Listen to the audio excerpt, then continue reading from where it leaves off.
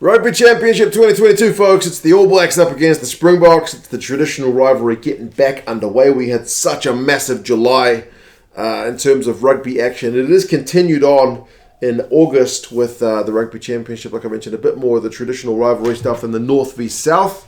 But it should be a pretty interesting time. For this one, we're going to go through the squads, the predictions, some stats, and you guys can let me know your thoughts on how it may go.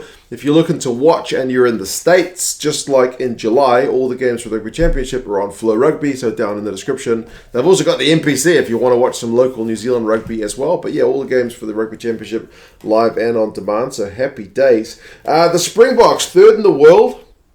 What have they done with their lineup? They've tinkered a wee bit, but nothing too dramatic. They're all pretty familiar faces. The front row and I would say the midfield are two areas where I think the Springbok squad is looking especially good. Like if I was to do a poll, I feel like most people would choose the Boks front row and the Boks midfield over the All Blacks, but as I said, not always. People have their own opinions. Let them down in the comments. Nyakane, Marx, and Malherbe, that's the front row. Marx is getting a start. He's been the bench guy for the last, I don't know, how long? 18 months? But it's his 50th test, so they've decided to start him, which is a nice little nod or tip of the hat to Malcolm Marx for his service to Springbok rugby. As I said, front row, man, be it the starters or the bench guys of Mbonambi, Kitshoff and Koch. It's looking one area where I would expect the Springboks to bring their, fire and brimstone, everything at the All Blacks at front row time, because I do think that's an area they'll be looking to get dominance. Etzebeth and Jager, they're the great lock and duo. They continue on. The big unit that is Etzebeth, he's been everywhere. He celebrated his 100th not too long ago. And Jager in the air is one of the finest players in world rugby. So you'd be pretty happy with your type 5. And then Kolisi, Toit and Wiese. Just got a former world player of the year in your back row. So, not too bad. Wiese seems to be the guy among Springbok fans who cops the most criticism. I guess it's just because you guys are pretty spoiled for choice at number 8. You got Vermeulen, who's now back fit. You've got Evan Roos, who's kind of the next cab off the rank. So Wiese, he got like player of the final in the Premiership not too long ago. The guy loves a big old carry. He's still not a complete player, but I think you could do worse than Jasper Wiese, man. He's a bit of a unit. So you'd be pretty happy, I think, with the forward pack if you're a Springboks fan. Backs-wise, Faf de Klerk and Handre Pollard. So Faf is back starting ahead of Hendricks, who's on the bench. That's kind of steady as she goes, you would think. They asked Fozzie about the return of Faf, and he said that's basically what they've prepped for. So, no real surprises there. Allende and steady as she goes midfield as well. As I mentioned, those guys have formed one of the best midfield partnerships in world rugby right now. Mapimpi and Arendse are on the wings, and Willemse is at fullback, so Leroux is still riding the pine. Arendse is in for Colby because Colby's injured, and they actually asked Ian Foster what he thinks about. No, not what he thinks about. What does he know about Kurtley Arendse? And a bit concerningly, he says not a lot. I like to think that international teams by this point, in a game against fourth or third in the world, like Springboks All Blacks, you've got your video analysts doing all kinds of prep and research, but not a lot, I believe, was the answer in the press conference from Ian Foster about Kurtley Arendse. I don't know, man. That's a bit concerning, like I said.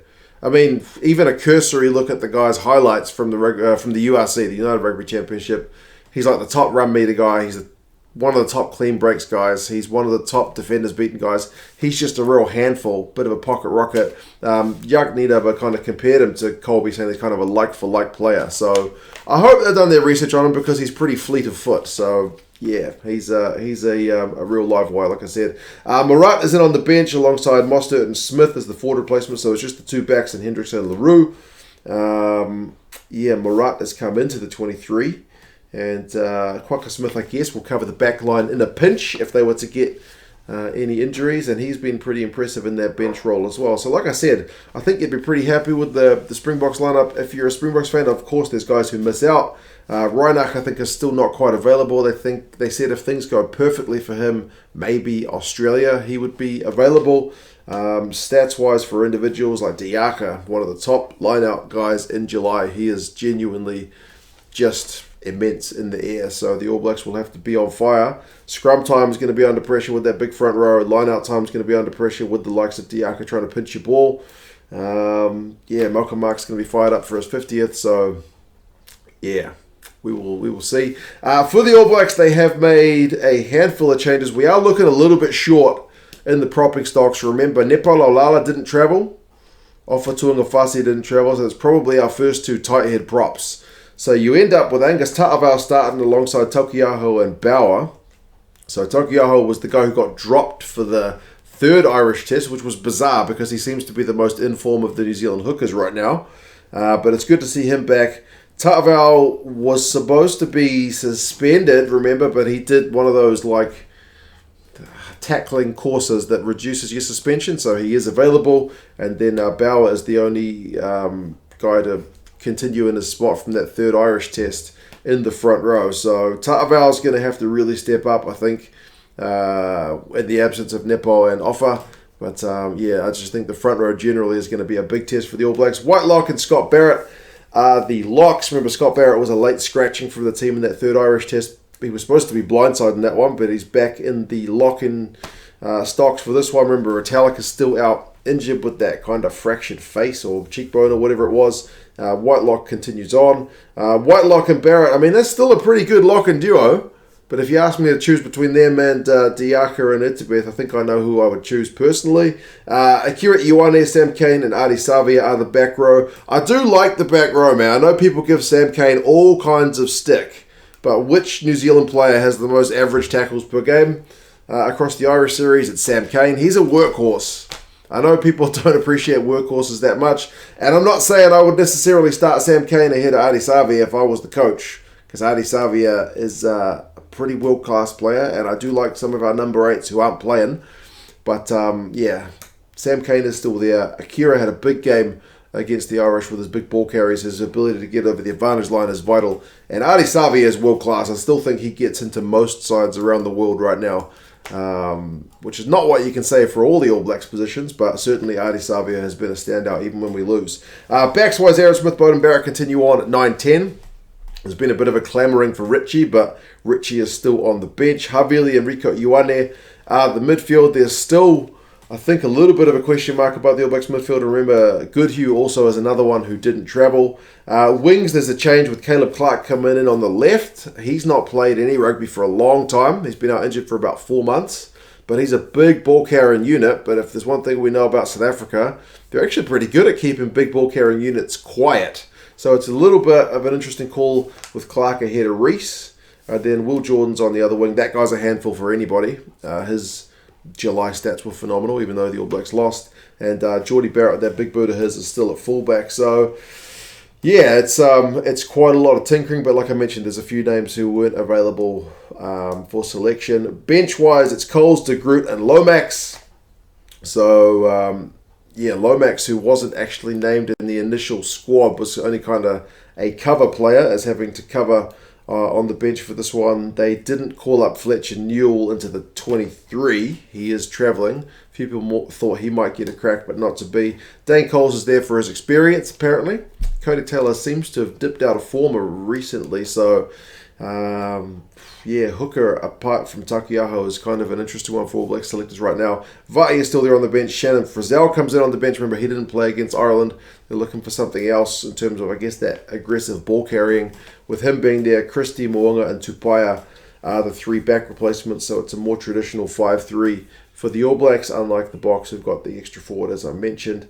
Those are the 2 lineups. Which one are you guys liking better on paper?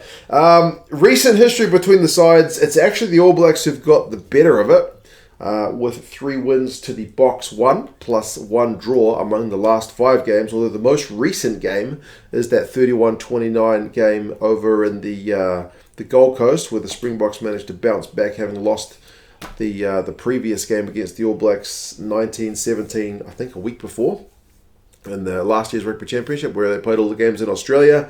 Last game in South Africa was the 2018 one at Loftus, where the All Blacks had a bit of a flurry to come back and pinch it at the death, 32-30. So, average score is 24-21 across the last 5. Not much in it between these sides, which is generally the way things go, which is kind of what we like to see between these big rivals. Stats-wise for the teams, over July, New Zealand didn't score in any of the 3 games in the first 20 minutes. which is a little bit concerning. Starting the game slowly, whereas South Africa on the flip side scored at least 3 points in each of their games. So certainly you don't want to be chasing the game against the Springboks outfit. The South African ruck percentage is higher. I only highlight that because it's generally one of the few indicators that you can look at as to how well your forwards often are doing. It's been a criticism of the All Blacks last year as well. We kind of seem to be struggling a wee bit up front. I mean, it's only a marginal difference, but it only takes a marginal difference, right? So, yep, the South Africans loved a wee maul against the Welsh. I believe they scored 7 tries in the series against the Welsh, of which 4 of them, I think including a penalty try, came from mauls. So that's going to be a big area of concern, especially when you consider the All Blacks conceded 2 maul tries in that last game against Ireland. So I hope they've been practicing some maul D. Both sides kick actually a similar amount, but different styles, right? The South Africans kick a fair bit more off 9, whereas the ABs kick a wee bit more off 10. New Zealand like to play the ball through the hands a bit more. South Africans are a bit more direct. So, yeah, man, it's going to be a really fascinating one to watch. The clash of these two teams, as I said, traditional rivals. It doesn't get much better. It is on Saturday, August 6th from Nelspruit. It is on at 5:05 local time, which is something awful, like 3 in the morning over here in New Zealand. But them's the breaks. Angus Gardner is the ref. Predictions-wise, the bookies have got South Africa by 1. And the Rugby Forecast algorithm has got South Africa by 1. I've been doing these videos long enough to know that it's very rare that the All Blacks go into a game as the underdog. And it's only 1 point, but the All Blacks are underdogs for this one. If you think you know the picks, Super Brew pool as well, down in the description. Join up before the competition starts, man. See how you guys go with your predictions. It was an Irishman who won the July pool, ring rose. So if you want to give the Super Brew a crack. I did terribly, but I did really well in the Six Nations. I think I won that pool. So, yeah, give it a go. We'll see if we can kind of bounce back. But, yeah, you guys let me know your thoughts. How do you reckon this game's going to go this weekend? And, yeah, I'll talk to you guys again soon. See you later.